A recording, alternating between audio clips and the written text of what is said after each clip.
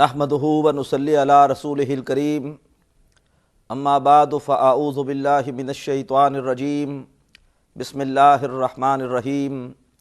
محترم ناظرین، السلام علیکم ورحمۃ اللہ وبرکاتہ۔ الحمدللہ کہ عربی گرامر برائے قرآن فہمی کی اس کلاس کو خاصی اللہ تبارک و تعالیٰ کی طرف سے پذیرائی ملی ہے۔ آپ کے کئی خطوط اور کئی ای میل اور دنیا کے مختلف حصوں سے ہمارے پاس آ رہے ہیں۔ آپ کے سوالات کے جوابات بھی ہمیں موصول ہو رہے ہیں، ان سوالات کی چیکنگ کا سلسلہ بھی جاری ہے۔ الحمدللہ کہ آپ میں سے بہت سے حضرات و خواتین نے ہم سے یہ کتابیں طلب کی ہیں، ہم نے کتابیں بھی ان کو بھیجی ہیں، اور اب صورت یہ ہے کہ ہمیں اس کتاب کا دوسرا ایڈیشن تیار کرنا پڑا، اور اس میں پھر ہم نے بعض جو پروف ریڈنگ کی غلطیاں تھیں ان کی بھی اصلاح کر دی ہے، اور یہ ہے کہ کچھ اور تفصیلات جس کے حوالے سے پہلے کتاب تشنہ تھی اس کو بھی جمع کر دی ہیں۔ میری دعا ہے کہ اللہ تعالی ہمارا قرآن فہمی کے حوالے سے یہ ذوق و شوق برقرار رکھے، اور اللہ تعالی ہمیں زیادہ سے زیادہ اپنی کتاب سے فیض حاصل کرنے کی توفیق عطا فرمائے۔ الحمدللہ کہ ہم نے پچھلی کلاس میں سورۃ الحجرات کی 7 آیات کا ترجمہ مکمل کر لیا تھا۔ آج ہم 8ویں آیت سے ترجمے کا آغاز کریں گے۔ آئیے بسم اللہ کرتے ہیں۔ سورہ حجرات کی آیت نمبر 8۔ آیت نمبر 8 میں اللہ تعالیٰ فرما رہے ہیں فضلم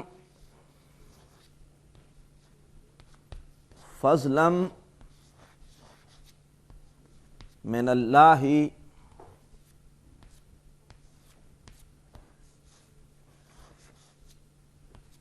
ورحمہ، فضلم من اللہ ورحمہ، فضلم من اللہ ورحمہ۔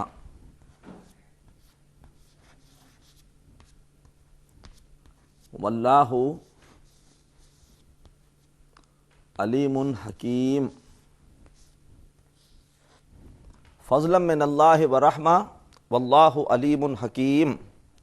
اس کے حوالے سے نوٹ کیجئے کہ ہم نے گرامر کے قواعد پڑھتے ہوئے یہ چیز پڑھی تھی کہ کچھ خاص صورتیں ہوتی ہیں کہ جن میں کسی بھی اسم پر حالت نصب آتی ہے۔ ان میں سے ایک صورت یہ ہوتی ہے جب کہ کوئی اسم کسی بھی شخص یا کسی بھی کیفیت کا حال ہو۔ یہاں پہ فضلاً پر حالت نصب اس لیے ہے کہ یہ اللہ تعالیٰ کی ایک خاص نعمت کا حال ہے۔ وہ نعمت کیا ہے؟ وہ پچھلی آیت میں آئی تھی۔ اللہ نے صحابہ کرام سے فرمایا تھا وَلَٰكِنَّ اللَّهَ حَبَّبَ إِلَيْكُمُ الْإِيمَانَ، اللہ نے تمہارے لیے ایمان کو محبوب کر دیا، وَزَيَّنَهُ فِي قُلُوبِكُمْ، اور اسے تمہارے دلوں میں مزین کر دیا، وَكَرَّهَ إِلَيْكُمُ الْكُفْرَ وَالْفُسُوقَ وَالْعِصْيَانَ، اور تمہارے لیے کفر کو، نافرمانی کو اور زیادتی کو ناپسند کر دیا۔ یہ جو اللہ تبارک و تعالیٰ کا صحابہ پر احسان ہوا، اس کے بارے میں یہاں پر حال یہ ہے کہ فضلاً، فضل ہوتے ہوئے، یہ حال ہے اس کیفیت کا، اس لیے اس پر نصب ہے۔ فضلاً، فضل ہوتے ہوئے، من اللہ، یہ مرکب جاری ہے، من حرف جار ہے، اور اللہ اس وقت مجرور ہے۔ من کے معنی سے اصل میں ہوتا ہے من، اور جب بھی اسے آگے ملانا پڑتا ہے تو پھر ہم نون پر زبر لگا دیتے ہیں اور یہ منل پڑھا جاتا ہے۔ فضلا من اللہ، فضل ہوتے ہوئے اللہ کی طرف سے، ورحمتاً، واو عطف کا ہے، حرف عطف پڑھا تھا ہم نے، واو کے معنی اور، رحمتاً، اور رحمت ہوتے ہوئے، فضل ہوتے ہوئے اللہ کی طرف سے اور رحمت ہوتے ہوئے۔ یہ رحمت بھی حال ہے، یہ بھی حال اور یہ بھی، فضل بھی حال اور یہ بھی حال۔ واللہ علیم حکیم، واو سے اب ایک چونکہ نیا جملہ شروع ہو رہا ہے، اب یہ عطف نہیں ہے، یہ واو جس سے کہ نیا جملہ شروع، اسے ہم کہتے ہیں استئناف کا واو، یہ واو استئناف ہے۔ واللہ، اور اللہ، یہ جملہ اسمیہ ہے، اللہ اس میں مبتدا ہے، اللہ کے بارے میں خبریں دو ہیں، علیم حکیم، اور اللہ علیم، علیم یہ فعیل کا وزن ہے، اور فعیل کے وزن پر عربی میں جو بھی صفات آتی ہیں ان میں ایک شدت، ان میں ایک مبالغہ ان میں کسی بھی صفت کی کثرت پائی جاتی ہے۔ حکیم اور علیم یہ دونوں کے دونوں فعیل کے وزن پر ہیں، اور اللہ بہت جاننے والا، بہت حکمت والا ہے، اور اللہ بہت جاننے والا، بہت حکمت والا ہے۔ فضل ہوتے ہوئے اللہ کی طرف سے اور رحمت، اور اللہ بہت جاننے والا، بہت حکمت والا ہے۔ یہ ہے آیت نمبر 8۔ اب ہم چلتے ہیں اگلی آیت کی طرف، آیت نمبر 9 کی طرف۔ آیت نمبر 8 ہم نے پڑھ لی، اب آیت نمبر 9۔ وَإِن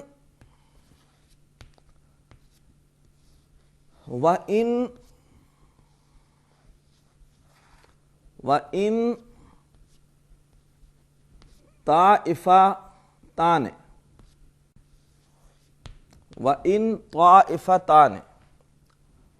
واو پھر استئناف کا ہے، اس لیے کہ اب ایک نیا جملہ شروع ہو رہا ہے۔ ان شرطیہ ہے، اس کے معنی ہوتے ہیں اگر، اور اگر طائفتان واحد ہوتا ہے طائفتن، اور طائفتن کہتے ہیں جماعت کو، یہ لفظ استعمال ہوتا ہے اردو میں بھی۔ بعض اوقات ثقافتی طائفے کسی ایک ملک سے دوسرے ملک میں آتے ہیں تو کہا جاتا ہے ثقافتی طائفہ آیا ہے۔ اس کی جو تثنیہ ہے وہ تثنیہ ہم نے بنانی اس سے پہلے سیکھی تھی کہ واحد کے آخر میں آنے یا اینے لگانے سے تثنیہ بنتی ہے، تو طائفتن کی تثنیہ بنیں گی طائفتان، دو جماعتیں، طائفتن ایک جماعت اور طائفتان دو جماعتیں۔ وَإِن طَائِفَتَانِ اور اگر دو جماعتیں من المؤمنین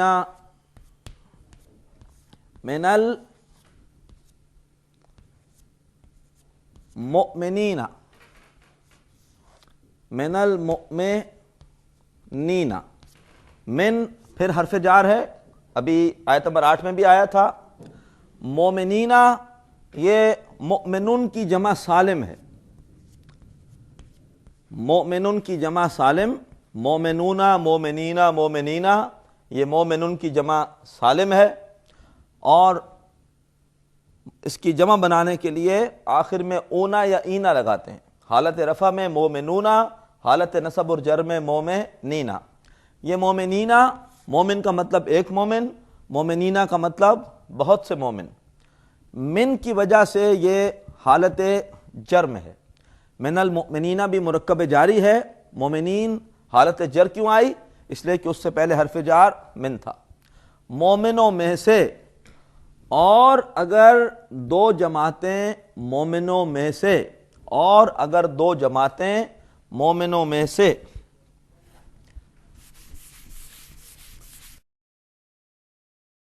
اس کے بعد ہے من المؤمنین نقتتلوا، نقتتلوا۔ محترم ناظرین، اصل میں یہ تھا اقتتلوا، ملانے کی وجہ سے یہ جو حمزہ ہے اس کی زیر نہیں پڑی جا رہی، یہ حمزۃ الوصل بن گیا، اقتتلوا۔ اس کا مادہ اصل میں ہوتا ہے، آپ سمجھ بھی گئے ہوں گے، کاف، تا اور لام، اور اقتتلوا یہ اصل میں باب افتعال ہے۔ باب افتعال میں فا کلمے کے بعد ایک تا آتی ہے، فا کلمہ ہے قاف، اس کے بعد ایک تا ہے، اس کے بعد یہ جو تا ہے یہ عین کلمے کی ہے، اس کے بعد لام ہے جو کہ لام کلمے کا ہی ہے، فا عین لام، تو قاف، تا اور لام، یہ باب افتعال ہے۔ باب افتعال میں ماضی کا پہلا صیغہ تو ہوتا ہے افتعل، اور ماضی کا تیسرا صیغہ بنتا ہے افتعلوا۔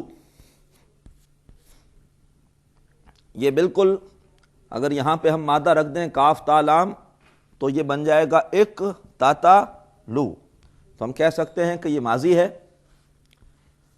اور ماضی کا جمع مذکر اور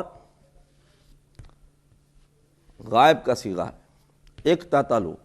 اس کے معنی ہوتے ہیں باہم لڑنا، اور ان شرطیہ ہے، شرطیہ اسلوب میں آپ ماضی کا ترجمہ حال یا مستقبل میں کر سکتے ہیں، مضارع کا ماضی میں کر سکتے ہیں اور ماضی کا حال یا مستقبل میں کر سکتے ہیں، جبکہ اسلوب شرطیہ ہو۔ تو اب ترجمہ ہوگا وَإِن طَائِفَتَانِ مِنَ الْمُؤْمِنِينَ اقْتَتَلُوا، اگر مومنوں میں سے دو جماعتیں آپس میں لڑ پڑیں، اگر مومنوں میں دو جماعتیں آپس میں لڑ پڑیں، اقتتلوا، تو کیا کرنا ہے؟ آگے الفاظ ہیں فَأَصْلِحُوا بَيْنَهُمَا،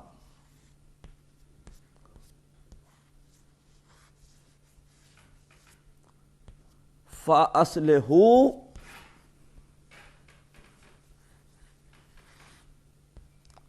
فَأَصْلِحُوا بَيْنَهُمَا، فَأَصْلِحُوا، اب فا جو ہے یہ حرف عطف ہے، فا پس پھر تو، اس کے سب ترجمے ہو سکتے ہیں پھر تو پس، اصلحو، یہ جو اصلحو ہے تھوڑا سا اگر آپ غور کریں گے تو آپ کو محسوس ہوگا کہ یہ باب افعال ہے، مادہ اس کا ہے صاد، لام اور ہا، اور باب افعال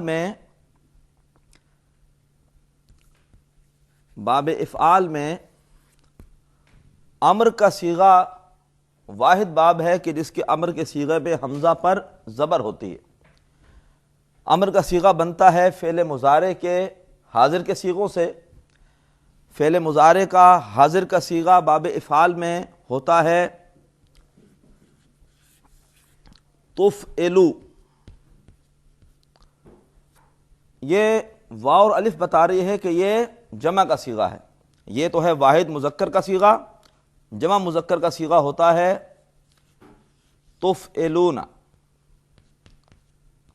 تفعلون۔ اب امر کیسے بناتے ہیں؟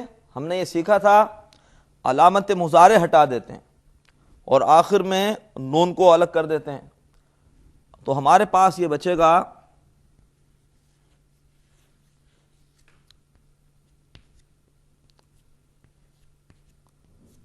اور چونکہ اس کو پڑھنا ممکن نہیں ہے، پہلا کلمہ اب ساکن ہے، تو ہم لگاتے ہیں اپنے پاس سے ایک حمزہ اور باب افعال میں اس پہ لگاتے ہیں زبر، تو یہ بن گیا افعلوا۔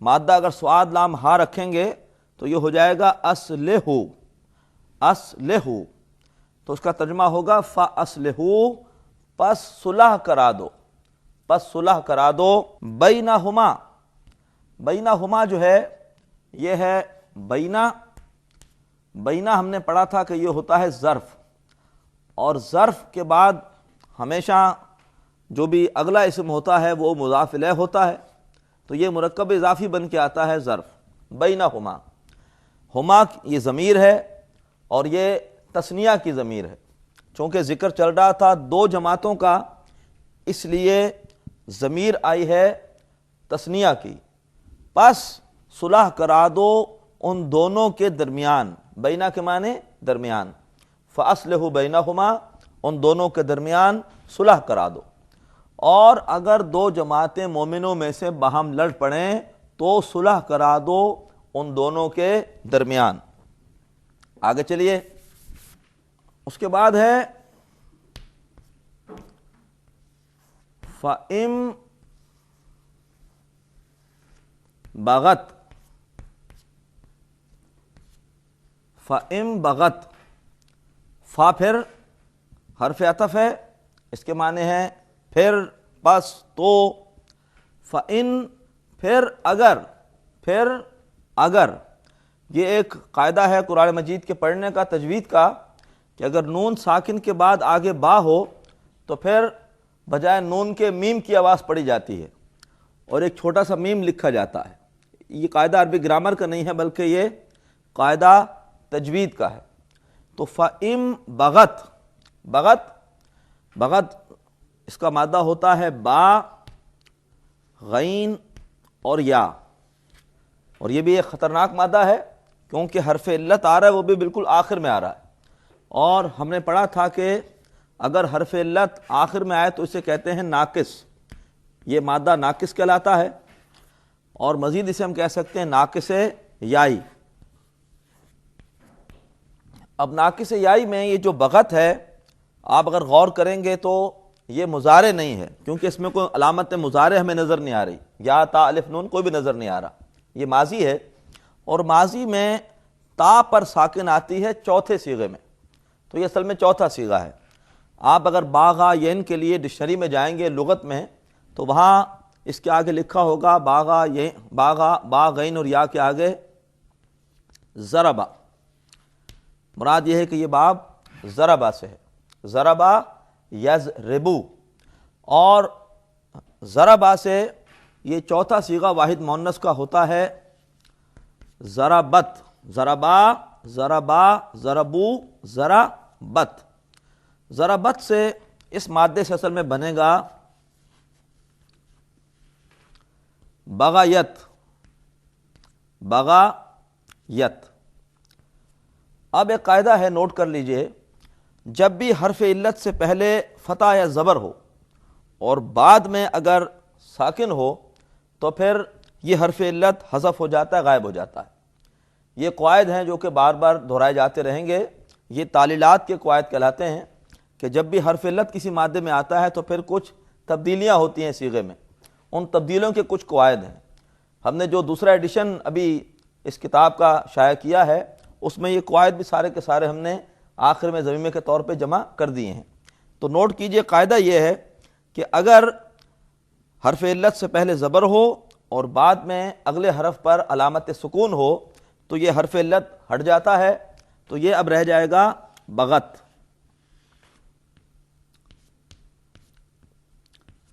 اور معنی اس مادے کے ہوتے ہیں زیادتی کرنا، فَإِن بغت، پھر اگر زیادتی کرے احداہما، احداہما علی الاخری، احداہما علی الاخری،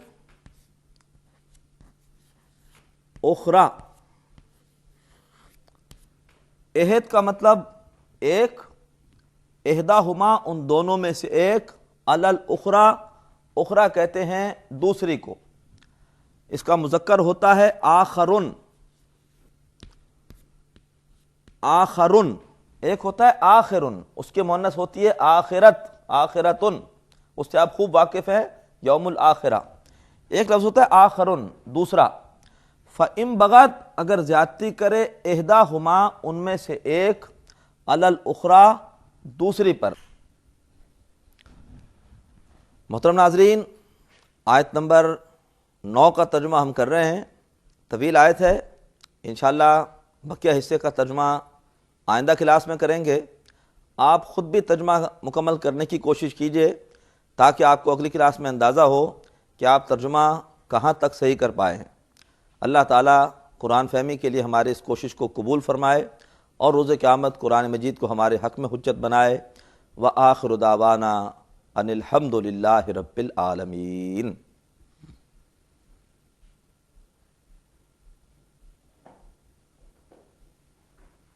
ناظرین، ابھی آپ نے پروگرام عربی گرامر برائے قرآن فہمی کا لیکچر نمبر 24 ملاحظہ فرمایا۔ اب آپ کے سامنے اس لیکچر سے متعلق سوالات پیش کیے جا رہے ہیں۔